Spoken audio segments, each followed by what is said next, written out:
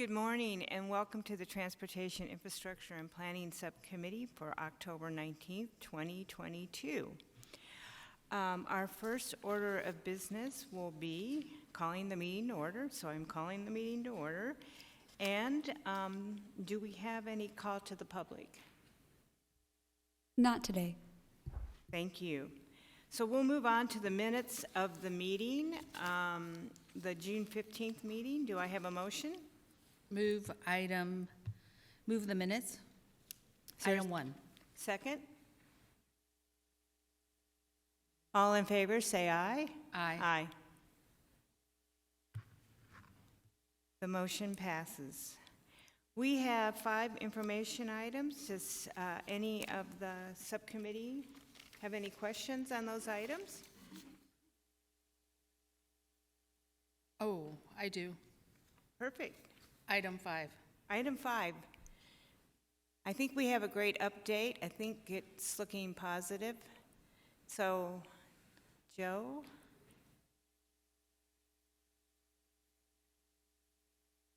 And you can put in an advertisement for recruitment as well at this point.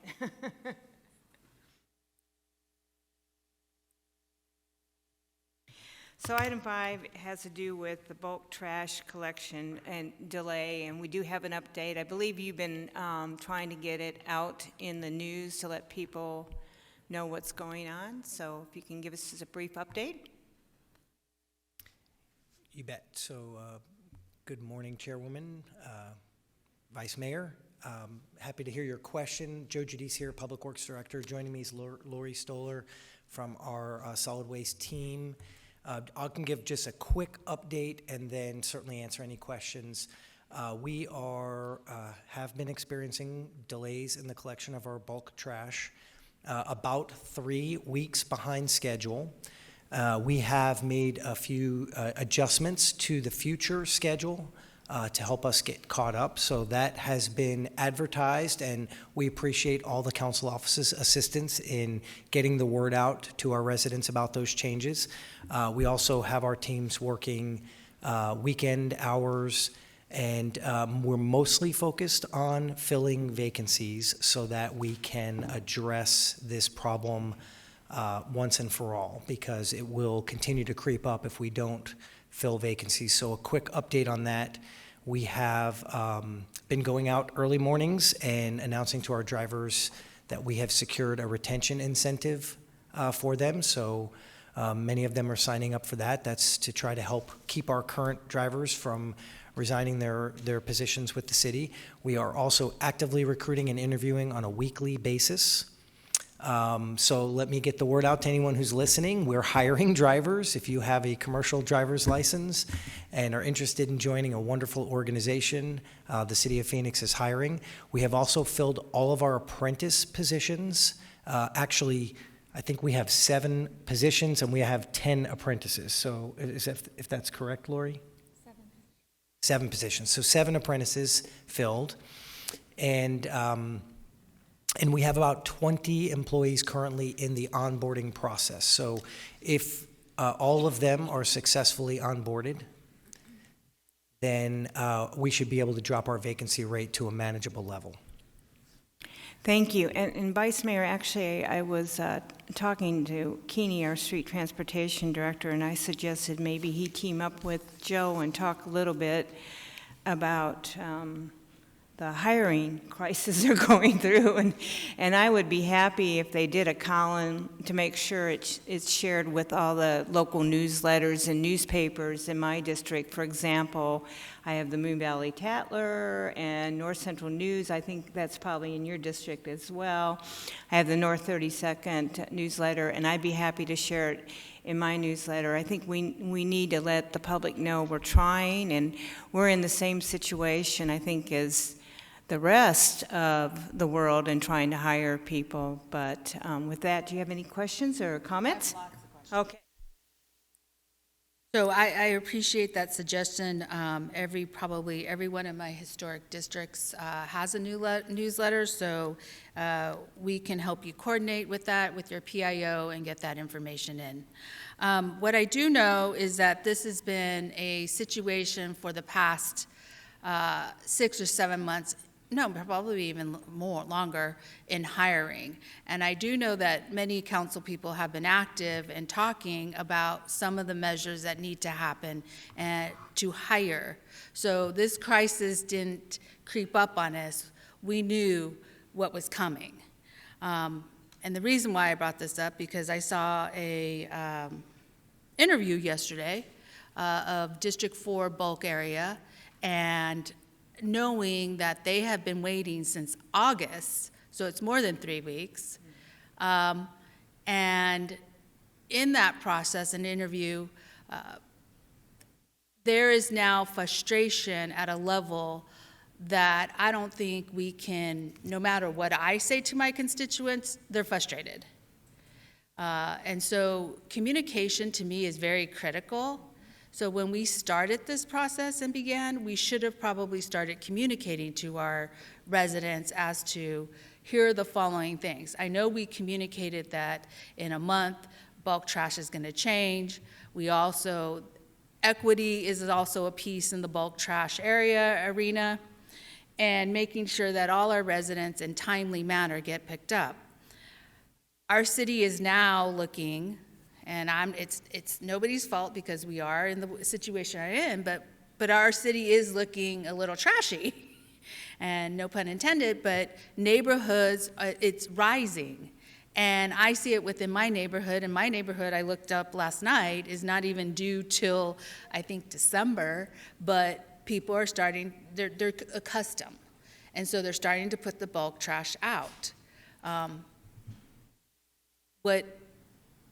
For me, what that creates is also, we have the issue of roof rats, so now that becomes an issue in our trash, everything else. And so there's just a dynamic that starts, or an avalanche. Now I'm using the term avalanche. We're on the tipping point and we're going. So for the public, I think we're not, I had this conversation yesterday, we're not doing a very good job in messaging. And I don't think it's a PIO situation. It's more of how do we message out to our constituents that this is where we're at and this is where we're going, how we're going in a way in advance, so that when there's dynamics, we can then understand what the dynamics we're facing, so that by the time it goes out citywide, it's not that high level that we're in the news. And you're not the only department, so you just happen to be the department that's here in front of me because it's bulk trash, and I happened to see the news last night and was watching it and witness because you're not the only department suffering this, and we have to come up, and I'm willing to help, with a strong strategic plan on how we're going to how we're going to go and hire. The other dynamic is that I understand, because you'd be very surprised, but a lot of these drivers, I know. And I sit, and on the weekends, we're at the same place, and we sit, and that's what I hear. And what I'm hearing from the drivers is, look, other cities are paying more. I have less routes, less stress, and I can have a quality of life with my family. What's happening in Phoenix is not only am I doing my regular hours, I'm also being told I'm going to do overtime. I'm now missing out on my kids' games. I'm missing out on some of the things that were part of the quality of life, and I'm not getting home till 8 o'clock at night and having to get up the next morning and be at the yard by 5:30. Though we're burning people out. And so we have to figure out another system. The 410s, I know that people had asked for the 410s, but I think for some of the drivers, the 410s is hard on them. Only because not only is it 10-hour days, but then now it's overtime. So now it's 15 hours, 16 hours. By the time they have the 410, that Friday or Monday or whatever day, they're exhausted. So I know you're coming up with creative ideas. I just need to put that on the record so constituents understand that we hear them. So, thank you. Thank you. Chair, Councilwoman Guardado? yes, thank you. Yeah, just following up on that. I mean, I was also watching the news last night. I had constituents send me what they were seeing, and I really don't appreciate the fact that we're blaming it on the workers, right? That we went on record saying that it's because we're hiring less skilled workers and it's taking longer to train them. We should really own, and I'm really upset. I think we have to really own the fact that we pay people very little. We did the breakdown here in my office. Right now, currently, 2106 is the minimum that people are making. With everything that they pay in their pension, after everything, after health insurance, because I mean our health insurance that we have for folks is also awful. People are making $18.75 minimum. These are poverty wages. And the fact that we are not running to figuring out the same way that we increase the pay for a lot of other departments, we should be doing the same thing for this. I saw the news last night. I mean, you guys can come into my backyard and see my backyard. You guys can come into Maryvale and see what Maryvale is looking like right now. There's bugs of trash. I mean, I wish there was a way where we could help people. I continue to hear people that they're getting flat tires. It's starting to affect their own personal pocket because we are not willing to put this on the agenda to do an emergency increase for these workers. And this whole thing about the 10-4, like, I'm sorry, people are still working 5 days a week. Now we're making it mandatory for them to come in on Saturday, and like Councilwoman, like Vice Mayor said, they're working 12, 13, 14 hours a day. So right now the pay for our solid waste equipment operators is low. It's very low. I've been saying that for a very long time. A family of four, you could qualify to put your children on our taxpayer funded state health insurance through Kids Care because they make 150% of the federal poverty level. And that's embarrassing. There's people out there, there's other companies out there right now that are paying $25, $27 an hour. People are coming in here, getting trained. Sure, we have 40 people in the pipeline. We have 25 people that got hired. But you know what? We're replacing the people, the experienced people that are leaving because now they have the experience and they're going out and they're working for other companies. And why are we paying our trash truck driver poverty and scratching our heads when they are quitting? We just can't find people to fill the vacancies for the bulk trash.